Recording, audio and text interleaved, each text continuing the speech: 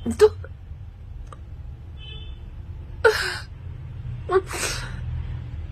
मेरा केस को जानबूझ करके आप तो दबाया गया। आदिवासियों के अंदर ही आप बांट रही है ना। नहीं नहीं, हम बढ़ाए के तो मैं कितना रोऊंगी, कितना गिड़गिड़ाऊंगी पुलिस के सामने। न्याय मतलब मेरा चरित्र खराब, बड़ा आरोप लगा रही हूँ और मैं करके दिखाऊंगी, उस आईओ को सस्पेंड करा कर दिखाऊंगी। ये मेरा चैलेंज है कि जो दिखता है वही बिकता है।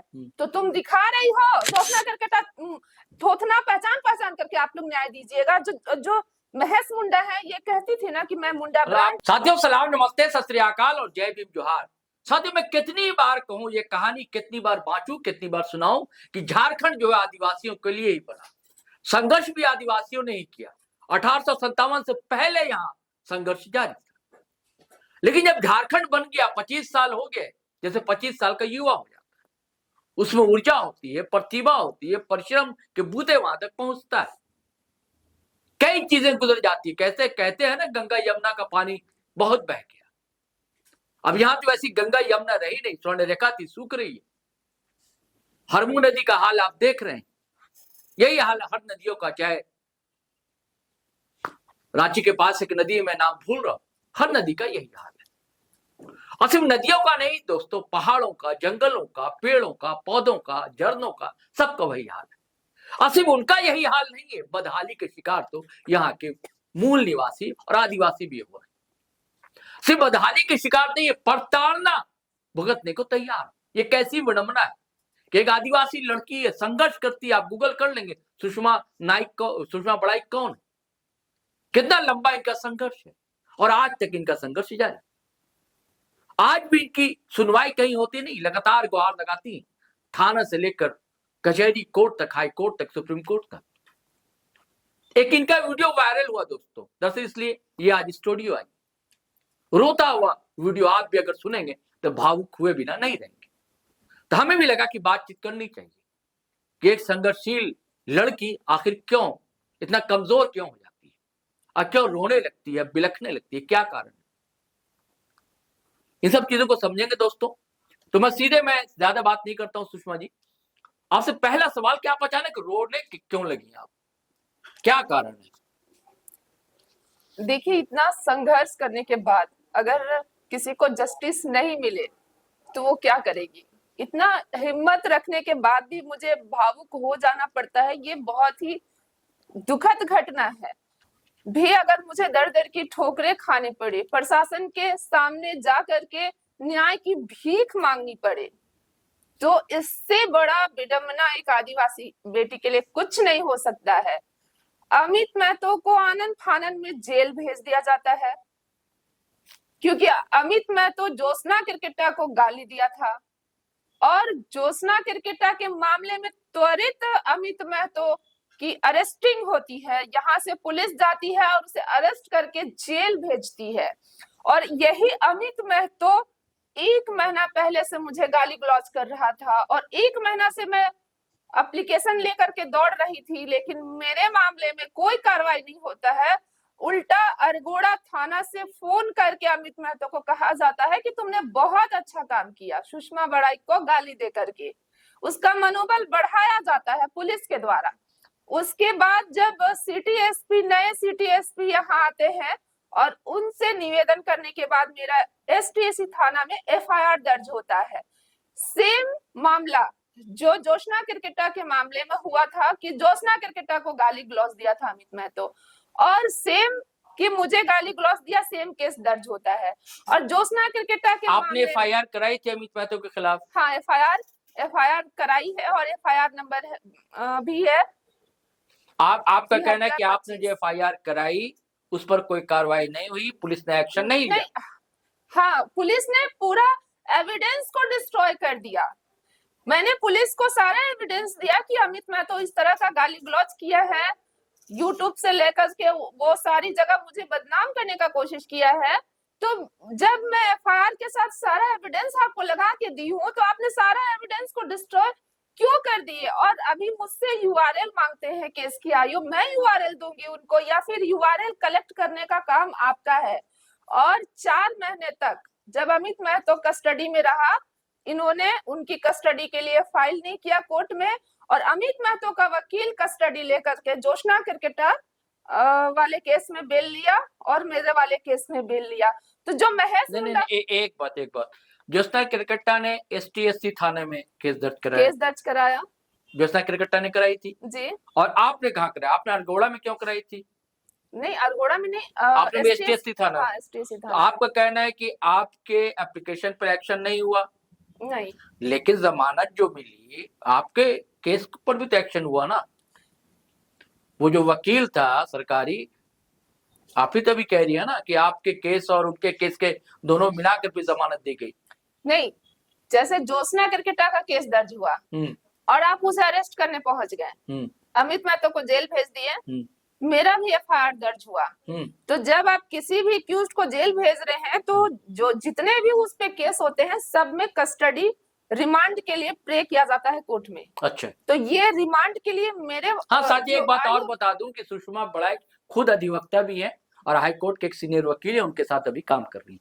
जी बताइए। तो जो मेरे जो केस के आयु है वो 4 महीना से कस्टडी फाइल नहीं किए और ये अमित महतो का वकील कस्टडी लेकर के जमानत कराया ताकि जब अमित महतो जेल से बाहर आए तो उनपे किसी तरह का एलिगेशन न लगे। तो ये काम आयोग का होता है और 4 महीनों में उन्होंने एविडेंस को नष्ट करने का, डिस्ट्रॉय करने का काम किया है।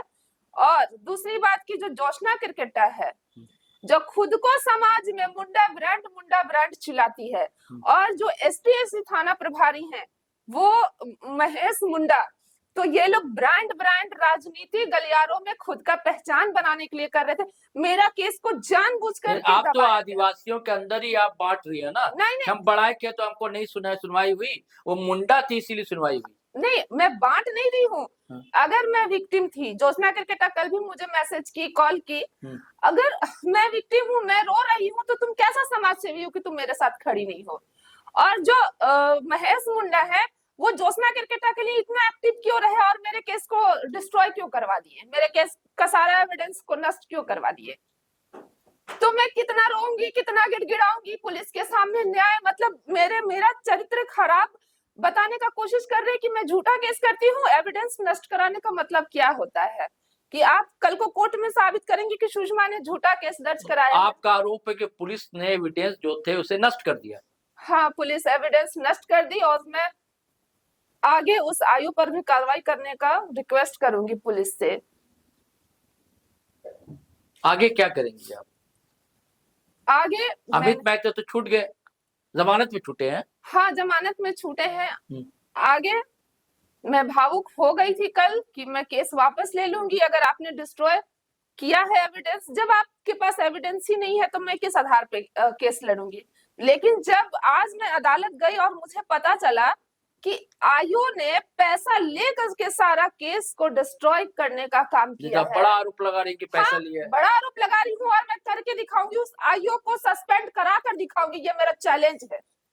अगर आप सुषमा बड़ाई जैसे विक्टिम के साथ ऐसा कर रहे हैं तो बाकी विक्टिम के साथ क्या करते होंगे। और जोशना क्रिकेटा थोथना पहचान करके आप लोग न्याय दीजिएगा। जो महेश मुंडा है ये कहती थी ना कि मैं मुंडा ब्रांड हूं। आपका कहना है कि जोशना का थोथना बहुत अच्छा है इसीलिए यही ना कह रही है। उतना अच्छा हो नहीं हो उससे मतलब नहीं है। आज के डेट में मैं यही देख रही हूँ कि जो दिखता है वही बिकता है।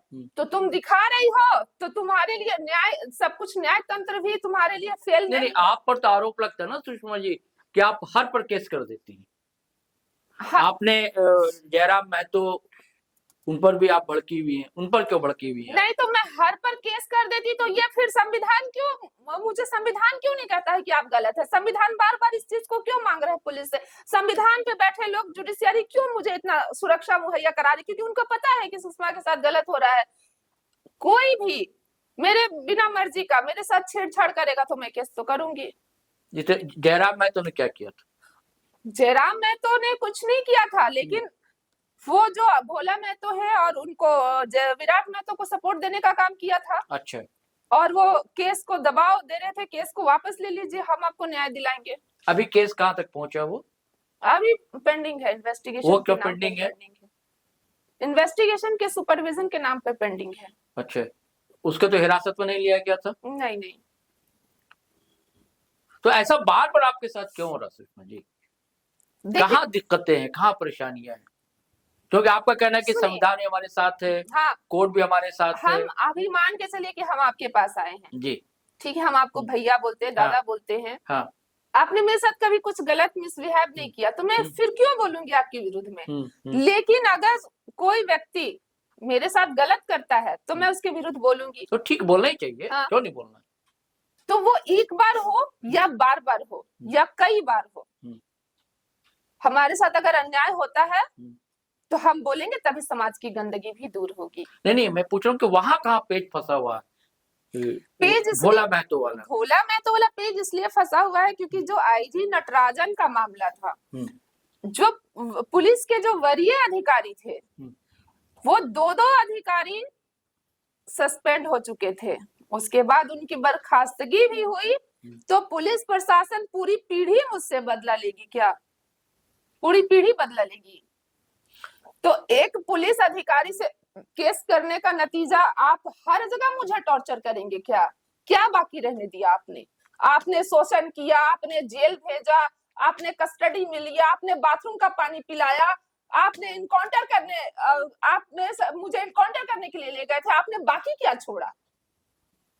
आज जितने भी केस, आपका कहना है कि नटराजन के जो अभी लोग हैं पुलिस डिपार्टमेंट में, वो आपको तंग कर रहे हैं, परेशान कर रहे हैं। नटराजन के लोग में भी अगर नहीं भी है तो ये बातें हजम नहीं हो रहा है कि पुलिस के चरित्र पर इतना बड़ा सवाल खड़ा हो गया और पुलिस के कैरेक्टर पर उंगली उठाई है। उस लड़की को हम लोग कैसे माफ कर दे? कैसे समाज में जीने दे? नहीं, सुरक्षा में तो पुलिस के लोग ही ये प्रहरी हैं आपके साथ। तो फिर तो गोली चलवाने वाले भी सुरक्षा के लोग ही थे, आपको बचाने वाले भी पुलिस वाले ही थे उस दिन। हाँ, तो मैं तो बोलती आ रही हूँ कि 50% पुलिस अगर मेरे दुश्मन है तो 50% मुझे बचाने वाले भी है। प्रशासन पे मैं पूरी प्रशासन डिपार्टमेंट को आज तक कभी दोष नहीं दिया। अगर 50% लोग मेरे विरुद्ध है तो 50% लोग मेरे फेवर में है। अगर आज आयु ने गलत किया है तो मुझे यकीन है कि सीनियर एसपी उस पर कार्रवाई करेंगे, ऐसे आयु को हटाएंगे पद से। आपने बीच में निशा कुमारी भगत पर भी केस किया था, उस पर भी कुछ नहीं हुआ, कार्रवाई हुई? नहीं, उस पर भी कुछ कार्रवाई नहीं हुआ है, पेंडिंग रखा गया है। तो इसके लिए फिर आप करेंगे क्या? जब आप शिकायत दर्ज करा रही हैं, कहीं सुनवाई नहीं हो रही है, होगा क्या? होगा, बहुत कुछ होगा, बेहतरीन जस्टिस होगा।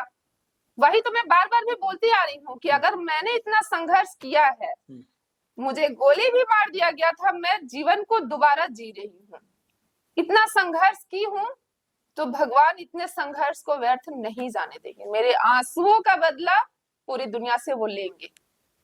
इसलिए मैं बार बार कह रही हूँ कि कितना भी आरोप लगाइएगा, आप सिर्फ यही तो कहते हैं ना कि वो बहुत केस करती है, 1 केस करती है, 2 केस करती है, 4 केस करती है ना? मेरे पास तो भी एविडेंस रहता है, तभी तो मैं केस करती हूँ। बिना एविडेंस का तो मैंने कोई केस नहीं कर दिया है।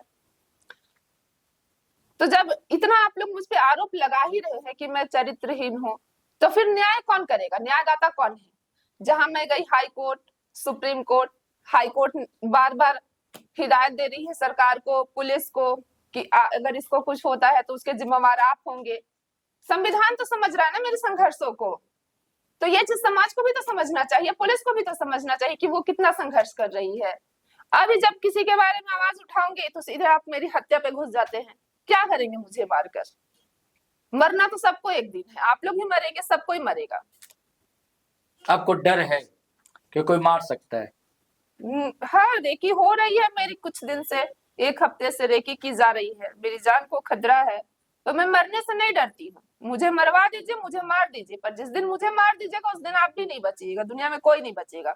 और ये मेरा दावा है। धमका रही हैं या चेतावनी दे रही हैं? ये धमका नहीं रही हूँ, ये मेरी आस्था का विश्वास है कि अगर आप एक इनोसेंट इंसान के लिए आप मानवता खो देंगे तो आपके लिए भी मानवता नहीं रहेगा, क्योंकि सिर्फ आपके हिसाब से ये दुनिया नहीं चल रहा है, इस दुनिया को भी चलाने वाला कोई है। तो जब आप बेकसूर को आंसू देंगे, रुलाएंगे ना, तो भगवान कभी माफ नहीं करेगा। इस चीज को आप याद रखिएगा। चलिए साथियों, मैं नहीं चाहता कि ज्यादा भावुक हों और आप भी भावुक हो जाएं। संवेदनशील व्यक्ति होता तो वो जब परेशान हो जाता तो रोने ही लगता है, लेकिन इनका संघर्ष है, इनका कहना भी वाजिब है, जायज है। लोगों के अपने अपने आरोप हैं। लेकिन न्याय के लिए अगर एक लड़की भटक रही है, झारखंडी बेटी भटक रही है, तो आखिर इंसाफ देगा कौन? न्यायालय पर तो इनका अटूट विश्वास है, लेकिन पुलिस पर भी बड़ा आरोप है। चलिए साथियों, फिर हम चलते हैं नए वीडियो के साथ, फिर हम हाजिर होंगे आपसे। लेकिन आपसे गुजारिश है, अगर आपने हमारा चैनल सब्सक्राइब नहीं किया तो कर लीजिए। वीडियो हमेशा की तरह धड़ाधड़ फटाफट खटाखट शेयर कीजिए, लाइक कीजिए, कमेंट कीजिए। आज्ञा दीजिए, इजाजत दीजिए। जय हिंद, जय भारत।